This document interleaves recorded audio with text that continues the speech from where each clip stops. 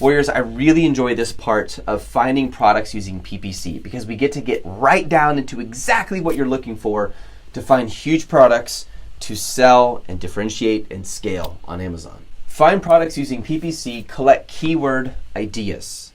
Now I'm going to take you first through primary criteria, the more important stuff, and then secondary criteria. It still matters, but it has exceptions to it. And by criteria, I mean what you're looking at in your downloaded keyword report after 10 days of running your ads.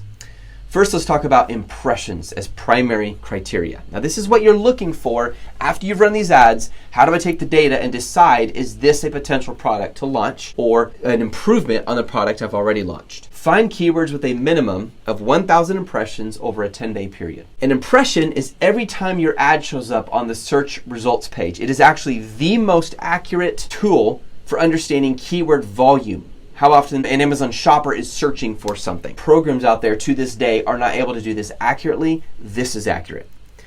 An example would be an Amazon shopper searching refrigerator storage bin and your listing shows up as a sponsored ad. Now, when your listing shows up on the search results page, that is called an impression. You could say it impressed itself upon the eyes of the shopper. Think of each impression as an opportunity for your ad to leave an impression on someone. High impressions indicate strong search volume. A lot of people are searching for that keyword. This is a strong indicator of customer demand. And over a 10-day period, as a general rule of thumb, if you have 1,000 to 2,500 impressions, that's good search volume. 2,500 to 5,000 is great search volume, and anything above 5,000 is insanely good search volume. Now let's talk about click-through rate. Click-through rate is the next step after the impression. You want to find keywords with a minimum of 0.25% click-through rate. And a click is simply every time an Amazon shopper clicks on the ad. So you pay every time someone clicks your ad. You don't pay for the impressions, you pay for the clicks. That's why it's called pay per click, PPC. The amount you pay depends on how much you bid.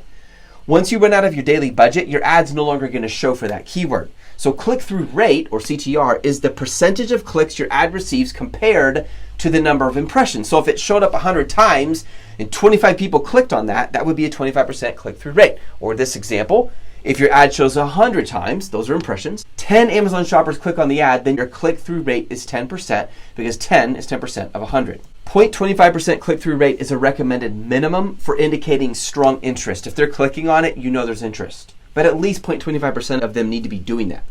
Note, your CTR could be low if you're not bidding high enough because even though your ad is showing up, an impression, it's buried on the second page or the third page or even the bottom of the first page. And so few shoppers actually can see the ad, so it hardly gets clicked. So you may need to raise your budget in order to get accurate results on this. Click-through rate will be more accurate when your ad is showing up on the top page of search results, which will only happen if you bid high enough for that keyword. Now let's talk about cost per click. We talked about impressions, how many times it shows up, which again is a strong indicator of demand because if a customer is searching for that keyword and your ad comes up, you know there's demand. Number two, we talked about click-through rate. Out of all those times it shows up, what percentage of those customers click on it? And now number three, what is your cost per click? How much does it actually cost you? Now, why does this matter? You want to find keywords with a maximum of $2 cost per click, no more. And this isn't to save your budget, and I'll explain why. If you can find words under $1 cost per click, that's really good. Cost per click is the average money you spend for clicks on your listing. And cost per click, or CPC, tells you what your keyword is costing you. So for example, let's just say 100 Amazon shoppers clicked on your listing. The total cost for the clicks is $100. And the cost per click is averaging at $1 per click. So the $100 you spent on the clicks is called your spend. Keywords with a low cost per click indicate a newer product or a non-saturated market or lower competition. But if you already have a lot of impressions, that minimum of 1,000 over a 10-day period, and you have at least 0.25% click-through rate, but your CPC cost is under $2, even preferably lower than $1, what does that tell you? Strong demand, new product. Awesome, awesome opportunity. This is cool, guys. You're actually getting training before the launch stage, which goes really deep on PPC, but this is awesome. Look for really low cost per click keywords that also have high impressions. Once a product has been on the market for a while and multiple sellers are competing with that product, the cost per click of a click, say that 10 times fast, goes up for keywords relevant to that product. When you find a low cost keyword, this is often an indication that it's a very new product. Now what are we looking for? Anywhere from 0.01 to $1 is excellent. Anything from $1.01 to $2 is good, and anything above $2 is kind of high. Now let me give you secondary criteria. The reason I say this is because if all the other three criteria check out, this could be an indicator as well of demand, but be careful.